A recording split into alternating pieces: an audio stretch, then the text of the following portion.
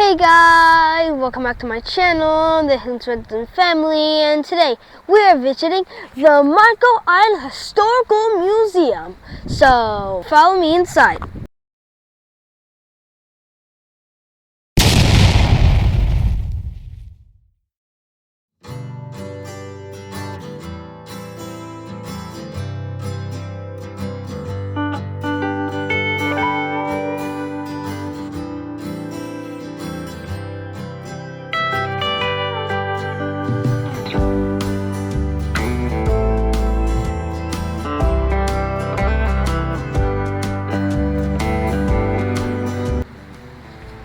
The Marco Island Historical Museum does a great job exhibiting the history of Marco Island.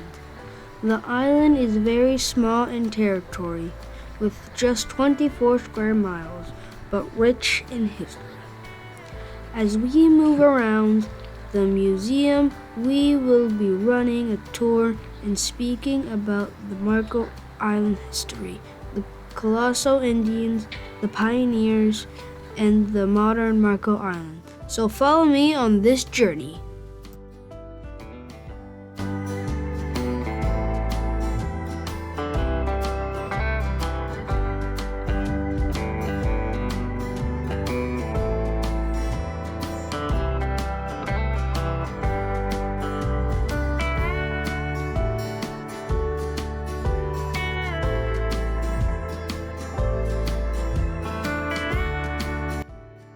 See, this is what Marco kind of looks like now.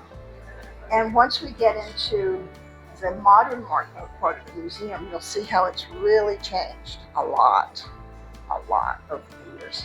Because at first, there were none of these little canals. See these little canals and everything? So these are streets, and these are houses along the street. And so these people that live here have water. You know, they have water back behind their house. They can have a boat in the backyard. It's pretty cool, huh? About 75% of the homes on Marco have waterfront property. And see this boat, the Rosie O'Shea. This boat used to be here on the island, and they had a restaurant on the north part of the island, and this boat would dock there. And then people could go out on the boat and have drinks and food and everything. But it's no longer here. But that's pretty cool. What happened to it? It went up to, I'm going to say Ohio. I believe they moved it back up to Ohio. Let's see what this says. Oh, to Pennsylvania. Live here in Pennsylvania. Did it break or sink? Oh, it didn't sink. Okay.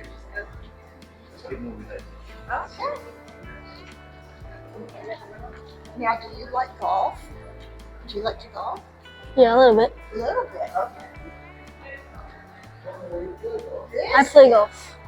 Now, this is really interesting. This is a really, really old boat that was built by a gentleman named Eugene Teachout. And he lived here a long time ago. He was born in 1900. And he lived until 1968. And he built this boat completely by hand with objects that he found because he was a hermit. Have you ever heard of a hermit before? You know what that is? It's somebody that lives out in the wilderness, not in a house. So he wouldn't live in a house maybe that had electricity and running water and stuff.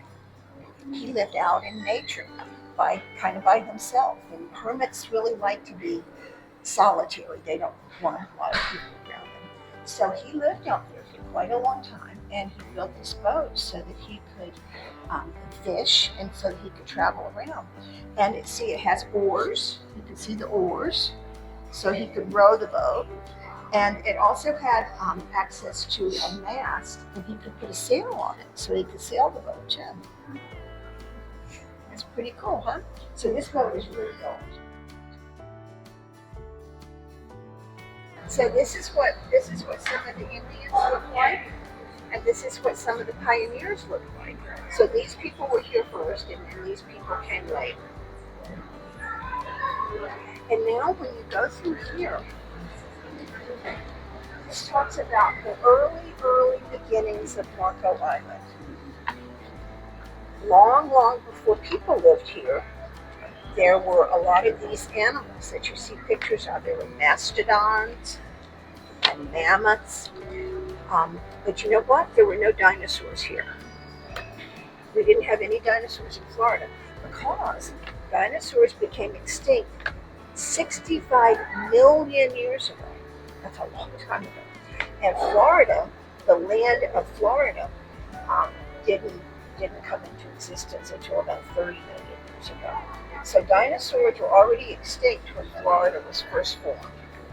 And see, this is the shape of Florida. You see that top picture there? That's the shape. But the shape has changed over the years. When it was an ice age, you've heard of ice age before, right? When it was an ice age and everything was drier and much colder, the land, the shoreline of Florida went out like 100 miles, 75 to 100 miles, so it was much bigger. And then when the ice melted, at the end of the ice age, the waters in the Gulf and the ocean rose up and made it more of the shape of what it looks like now in that third picture. Do you know what this thing right here is? Any ideas? This right here. Right? Mm-hmm. What's it look like to you? Looks like a rock or something, doesn't it? This is the tooth of a mammoth, which is an animal that looked kind of like this. It's sort of like an elephant, but these were really before elephants. They were really old, and this is a mammoth tooth. So some of these artifacts that you see right in here are like 3 million years old. So this is the oldest stuff in the museum right here. But then people started living here, and there have been people in this area living here continuously for like the last 5,000 years ago. Long time ago. The first ones that we know much about, well, there were archaic Indians, and then the ones that we know more about were the Musa. They lived here after the archaic. And then after that were the Calusa Indians. And then after the Calusa Indians, the Spanish came. The Spanish explorers came from Spain over here. And when they came around to this area, southwest Florida, there were about 10,000 Calusa Indians living here. Now, by the time that the English came, about 150 years after that, there were no more Indians. They were all extinct. They had been killed in battle. Some of them had fled, had moved down to Cuba to get away from the battle with the Spanish. But a lot of them died from simple diseases that came over from Europe that they didn't have any immunity to. So they got sick, and pretty soon they were all gone. Do you know what kind of diseases? Yes, things like simple things that we have currently that are not a problem, but typhoid, measles and mumps and things like that we get shots for. And so we're okay, we don't get it. But these are things that came over, smallpox and typhoid and the black fever and things like that. Now the Indians were really smart. They used everything that they found.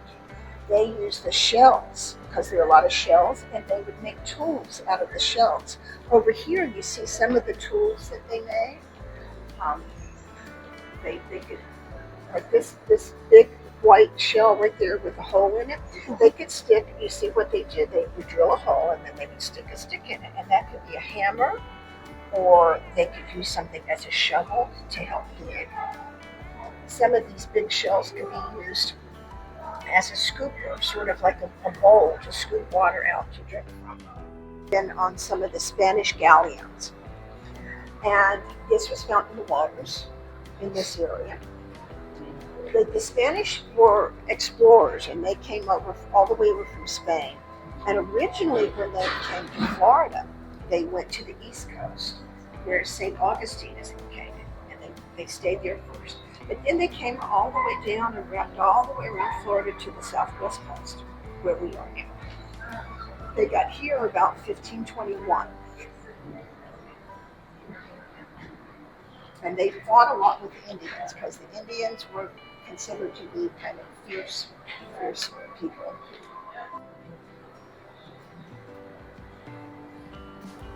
So this is the famous guy, Mr. Cushing. Remember what he did? I told you a minute ago. Remember? He dug up. Exactly. Yes. He led the excavation. He dug up all of those artifacts, like over 1,000. Now the Calusa Indians, who lived here, and the Musa Indians, their diet consisted of eating a lot of fish and clams and oysters and things like that.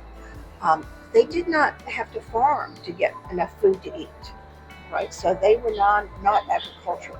So they had a lot of free time on their hands since they didn't have to farm. So that allowed them to become quite artistic. And you can see this. These are replicas. Okay, this is what the deer head originally looked like. That's not the real one. That's the real one over there. But this is what we think it looked like based on the photos and the watercolor paintings that we did. So see, they were able to carve things. Do you know what did they use to carve this? Do you have any idea what kind of tools they had?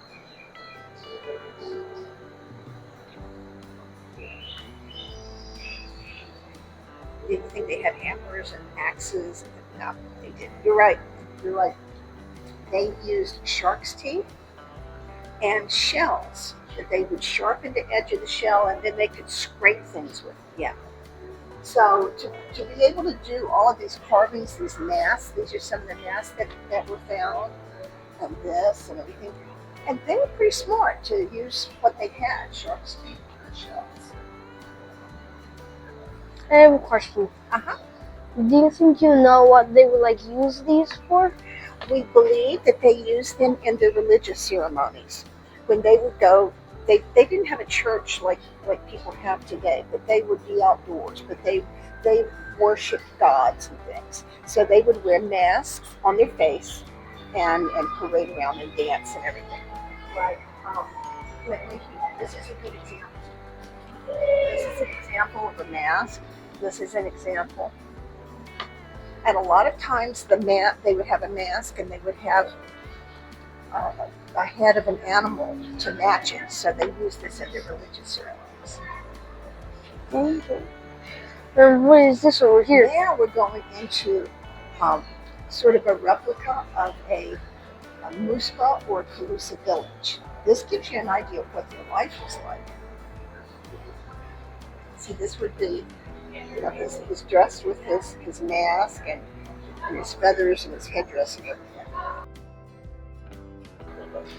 Oh, go ahead. Okay.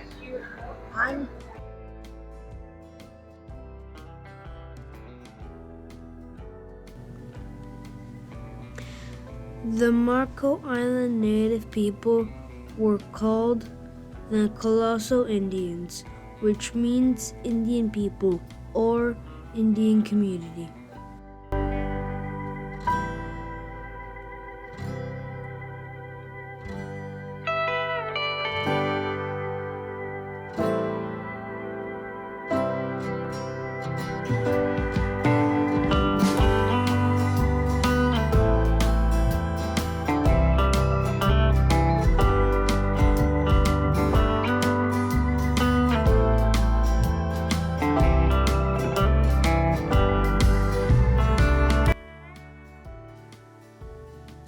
They were experts in wood and artisan work, hunting, and mask building, as you can see in these exhibits.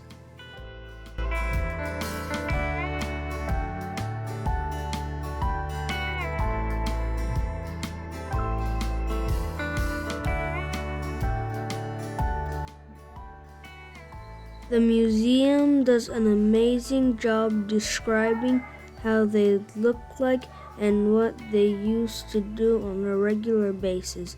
The portraits look very realistic.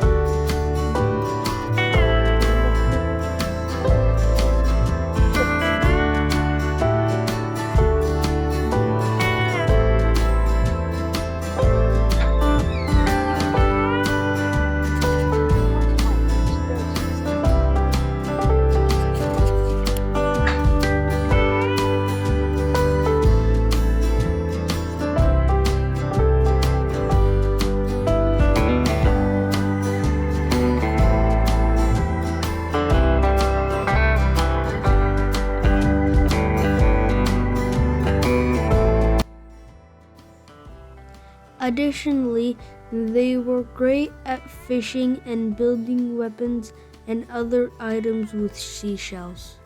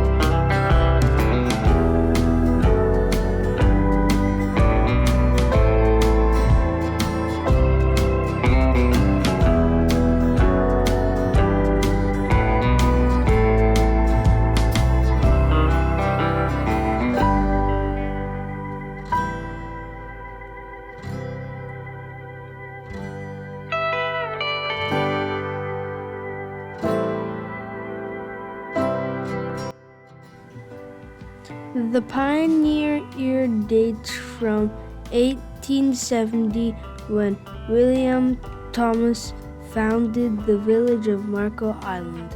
I think these ones are turtles. It's a turtle!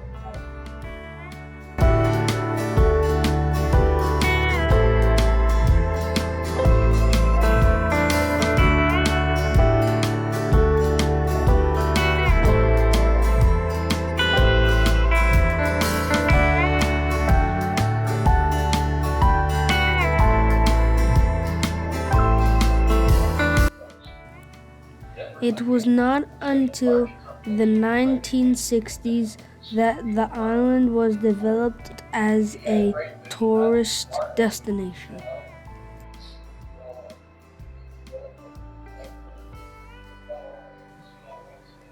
As the pioneers started developing the island, they found over 200 pre-Columbian artifacts excavated from the island.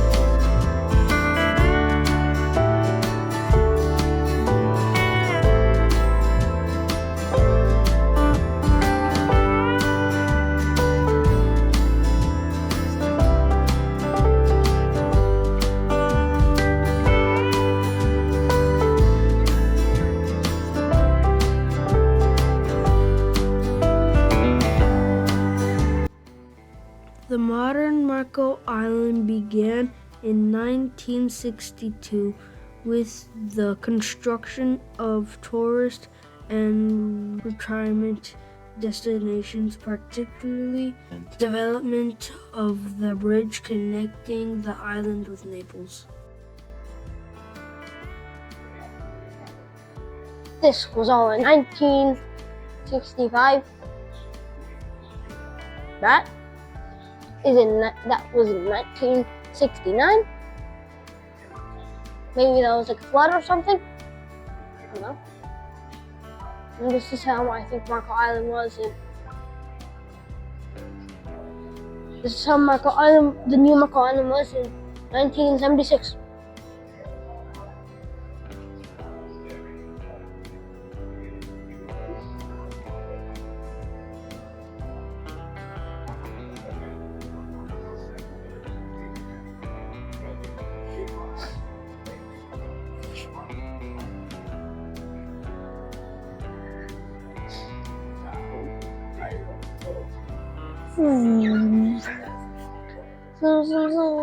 Guys, look at this. This is like Marco Island, but tiny. Look at the tiny cars and tiny boats. So cool.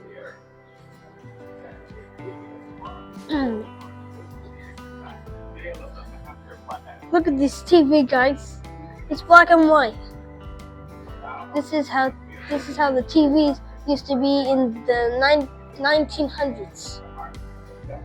My grandpa and grandma had this one in the 1900s when they were born. They had this kind of TV. And my father too.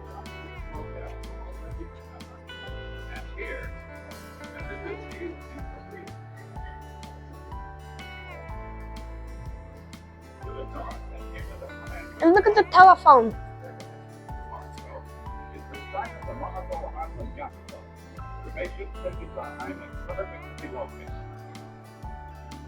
You have to spin that thing to do the phone number. You have to spin that thing to do the phone number or whatever.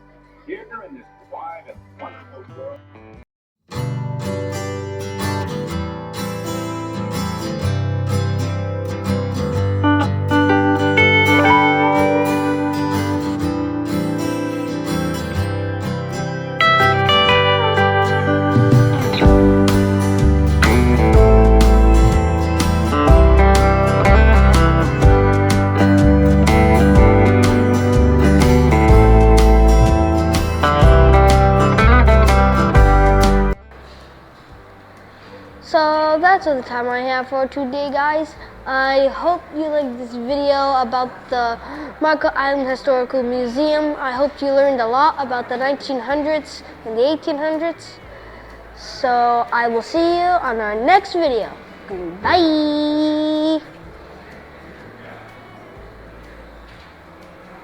A special thank you to the Marco Island Historical Museum for opening the doors to us and guiding us in this tour.